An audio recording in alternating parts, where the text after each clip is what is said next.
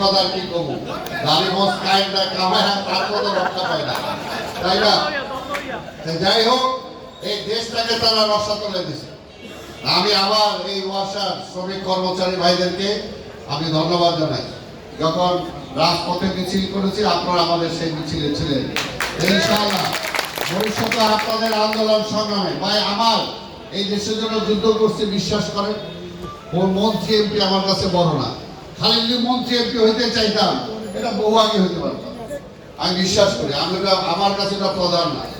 আমার কাছে আজকে যে পাটোয়ারি যেগুলো বলছে আন্দোলন সংগ্রাম, আজকে মানুষের এই যে আপনাদের সভাপতি আজকে বললো অল্প কয়েকদিন এর মধ্যেই আপনাদের অনেকের চাকরি দিতে পারে, এটা তো স্যাটিসফ্যাকশন। এতগুলো পরিবার, তাই না, অনেকে ট্রান্সফার করছিল, সাসপেন্ড করছিল, সেগুলো তারা আন্দোলন করে ফিরাই নিয়ে আইছে।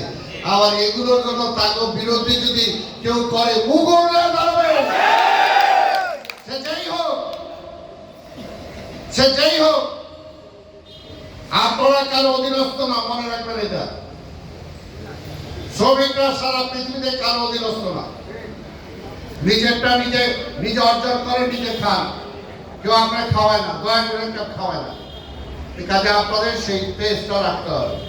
ভবিষ্যতে আবার যে অন্যায় করবে তার বিরুদ্ধে আপনাদের স্লোগান দিতে হবে, এটা দিতেই হবে, পরিষ্কার কথা। তাই আমরা চাই এবং আমি ধন্যবাদ জানাই আমার ছোট ভাই মেয়েদের বিজয় ওরা বলছে, আপনারাও এখানে আছেন, যেহেতু আপনাদের সাথে আমি আছি, নিশ্চয়ই আপনারাও আমার সাথে তো আছেন। ইনশাআল্লাহ 18 সালে নির্বাচন করছিলাম, এত কিছু নির্বাচন করতে দেয় নাই, তারপরও মাঠে ছিলাম আমি। তারপরও ভোট হয়েছে মেশিনে, সেই মেশিনের ভোট লোকজন ভোট সেন্টারে যাইতে দেয় নাই। আমি তো সারাদিন ঘুরছি ভোট সেন্টারে, যাইতে দেয় নাই, বন্ধ করে দিছে, সেই মাসে এত কিছু করার পরও দেখে যে আমি জিতে গেছি। এই জন্য যে ভোটের রেজাল্ট সন্ধ্যা 7টা 8টা 9টার মধ্যে দিতে পারে, সেই রেজাল্ট পাতে রাত্রে 1টার সময় ডিক্লেয়ার করছে এই মোহাম্মদ।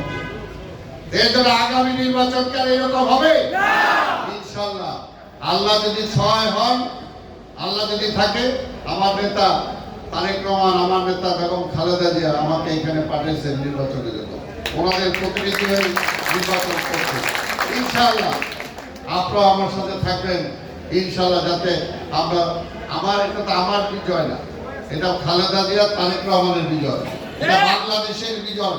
বাংলাদেশকে যদি সামনের দিকে এগিয়ে নিয়ে যেতে হয় তাহলে অবশ্যই আগামীতে ধানের শীষকে বিজয় করতে হবে, বিকল্প নাই। তাই ভাইরা আমার, আপনারা যারা আছেন ইনশাআল্লাহ, এখনো আন্দোলন শেষ হয়নি, এখনো ভোটের শিডিউল অ্যানাউন্স হয়নি, এখন পর্যন্ত পুরো গণতন্ত্র আমরা ফিরে পাই নাই। এই সরকার আমরা এনেছি, এই সরকার ব্যর্থ হোক কিনা আমরা চাই না, এই সরকারকে আমরা সার্থক করতে চাই। যদি এই সরকার সার্থক না হয়, দেশে একটা চরম অরাজকতা ফিরে আসবে, সেই অরাজকতা আমরা চাই না।